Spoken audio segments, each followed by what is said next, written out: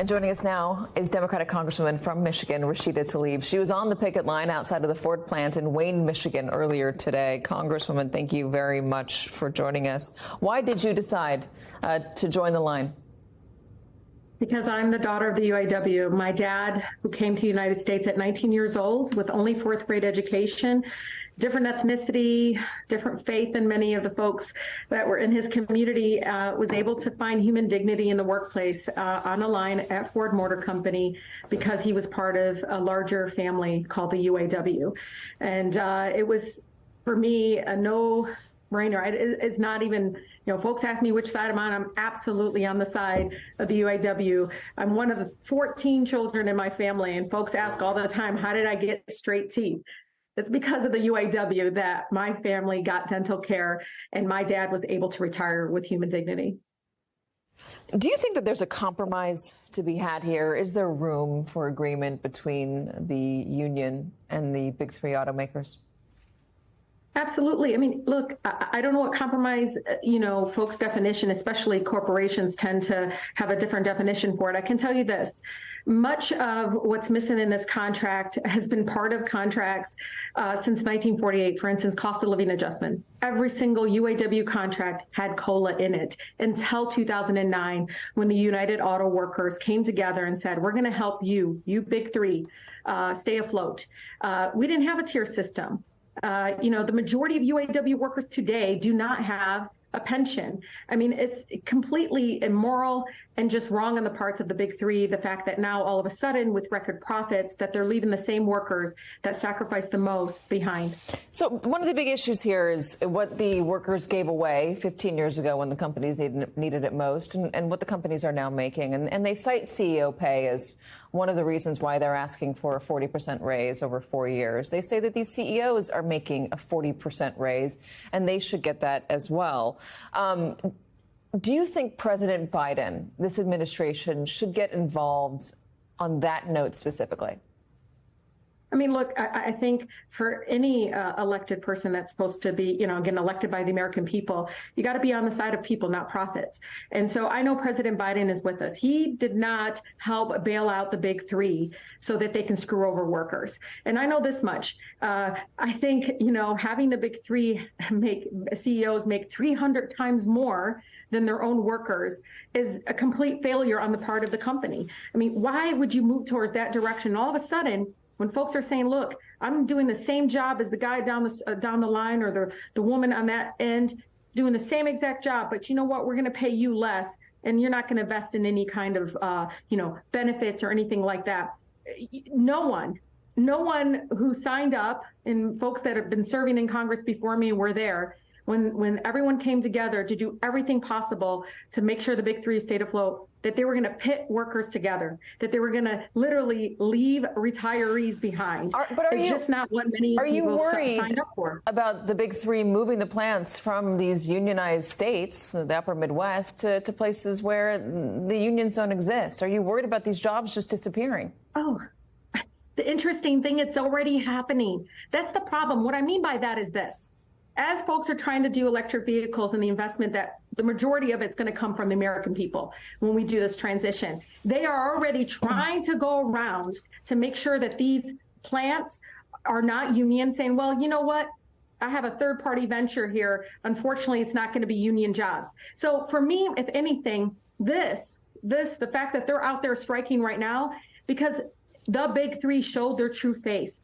They don't want to bring the workers that, again, are the reason they're making record profits, bring them along with them as they look at electric vehicle transition, other kinds of, again, movement towards a green economy. And so, it is very important to understand this. These scare tactics, they kept doing it over and over again for our folks, gaslighting folks. But the fact of the matter is, not even was it this past month, they did, shareholder payouts. They seem to be fine and moving as in direction that, hey, the workers are fine. They're living check by check. I mean, really, I've never heard the kind of stories ever in the times that I have in 2009 to now of folks taking 10 years to get on top of their tiers. The fact that literally some are having second other jobs, or one person told me they have to work 7 days a week in the plant for them to make ends meet to pay for the same vehicle that they're helping build. They can't even afford it because the big three increased it by almost like 30%. Yeah. I mean, they're price gouging. They're making all this money and they're leaving the people, again, to help build those vehicles. Again, the American people didn't sign up to bail them up and keep them afloat so they can just make more money for themselves and leave the workers behind. Forgive me for interrupting, but we have limited time, and I do want to get this in. Meet the Press moderator, new moderator, Kristen Welker, sat down with President Trump, and she asked him about the economy and inflation. I want to play a portion of what he told her and get your reaction on the other side. The Federal Reserve is obviously independent, but I wonder, Mr. President, if you are re-elected, would you direct your Federal Reserve chair to lower interest rates? Well, you know that I put a lot of pressure on him. It was outside pressure because nobody knows whether or not you can really do that, but I did because I thought his interest rates were too high, and he ultimately dropped his interest rates, the same gentleman, as you know. But it was a lot of pressure. I mean, I was very active on that. Right now, interest rates are very high. They're too high. People can't buy homes. They can't do anything. I mean, they can't borrow money. The banks don't have the money. The banks aren't lending the monies. The banks, by the way, Chase Manhattan Bank, Bank of America, they discriminate against conservatives. It's a disgrace, and they shouldn't be allowed to. And I'm going to do something about that. But you take a look at banks throughout the country, and I think because of the regulators, but you take a look at Bank of America and Chase, they discriminate against conservatives. What's and the Republicans. evidence for that, Mr. President? Oh, we'll give you plenty of evidence. Okay, all right. Well, let's stay on track with this question, though. So just to be very clear, if you were reelected, would you direct your Fed chair to lower interest rates? It depends. It depends. You Depends might. where inflation is. But I would get inflation down because drill we must. Mr. President, are you going to appoint a new Fed chair if you're reelected? Well, I guess he would have 2 years left or something like that. So we'll see. But, Okay.